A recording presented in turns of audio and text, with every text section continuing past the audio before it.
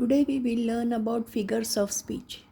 They are used in poetry to make the language of poem more beautiful and effective. They are used to produce a greater effect. Let us see the types. The first one is simile.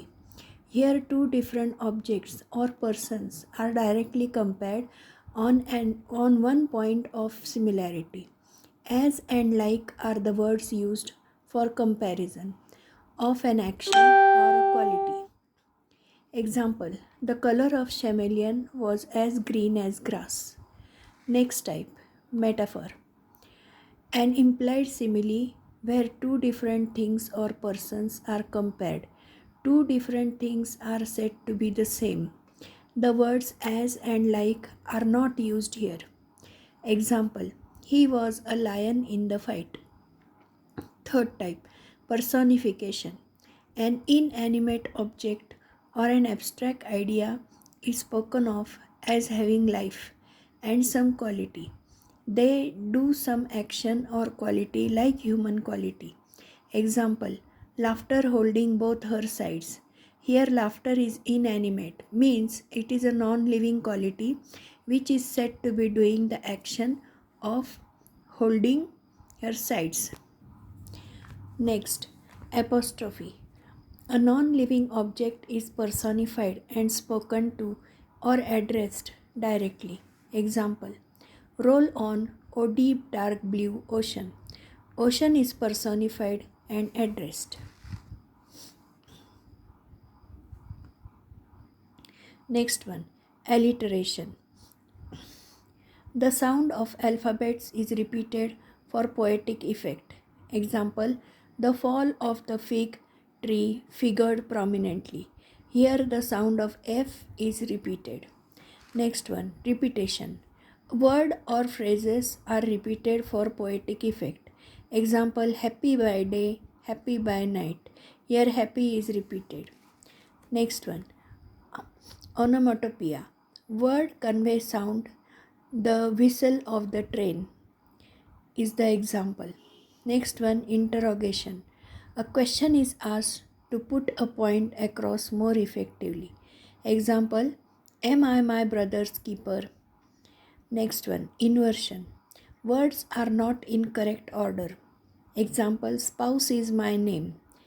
Actually, it should be my name is spouse. Next one, tautology. Two words having the same meaning are used in the same line. Example: use hot boiling water. Hot and boiling have the same meaning. Next one, hyperbole. An overstatement is seen. If the river were dry, I could fill it with tears. Next one, exclamation.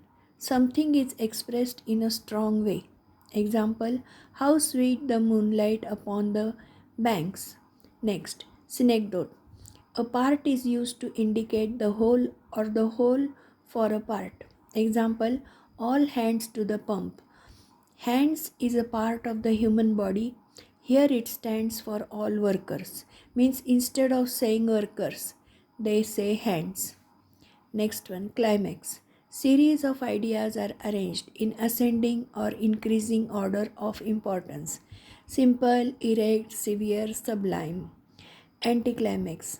Ideas are arranged in descending order of importance. Example: and thou Dalhousie, the great god of war, lieutenant colonial to the Earl of. Next, euphemism. A harsh, unpleasant fact is expressed in a pleasant or a mild manner. Example: he has fallen asleep. Death is harsh reality. Here it is expressed in a mild word, that is falling asleep. Next one, pun. A play of words causing a humorous effect. Transferred epithet. An adjective of transferred form, the word it qualifies to another word that is closely associated with it in the same line. Example: he passed a sleepless night. Adjective sleepless is transformed from the noun it qualifies, that is night. Next one, paradox.